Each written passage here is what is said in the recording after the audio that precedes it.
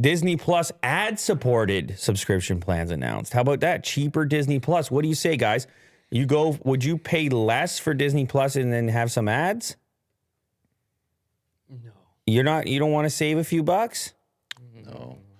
Amazon Prime has that. Prime Video. And I hate it. Yeah. Their own shows. Fan of it. So wait a sec. Can't you pay your way out of that too? Or no? Not that I know of. Maybe in the chat they can tell. But. Disney Plus is rolling out an advertisement-supported tier for their service. A lot of observers theorize that this could happen on the streaming platform. Disney Plus ad tier could end up being a lower cost as well in late 2022. International markets can look forward to this extension, this service in 2023. Okay. Expanding access to Disney Plus is to a broader audience at a lower price point is a win for everyone, consumers, advertisers, and our storytellers. More consumers will be able to access our amazing content, and advertisers will be able to reach wider audiences.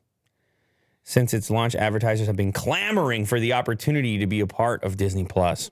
I got to believe there is a customer out there. They want to watch that new big show, and they just don't have the option to pay the full subscription. I mean, I got to believe that person exists. Oh, absolutely.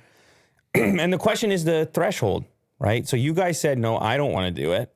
But someone out there but I'm curious. I feel like there probably is a particular cost at which point you would do it. Right. Cost matters. Right. Like if it was Disney Plus free, but just with ads, then would you pay for the subscription if it was just for no ads? And then, what if the subscription instead of $15 was $25? Versus ads, or 50 versus ads. Like there's some point where you would be like, I guess I'm taking ads. They got to find out the right ratio there. Yeah. Does it say anything about what the price will be, or they're just saying we're doing it? Yeah, they don't say what the price, what the new cheaper price would be. They might have to do focus groups first, and just kind of test out. Right. A/B testing, all that stuff. Yeah, figure out what people are willing to pay for an ad version of Disney Plus. And then they have a new stream of revenue as well. Oh, yeah. Big time. I actually like these business models where it's different options for different customers. I'm a fan of that. I like how YouTube has done it with premium.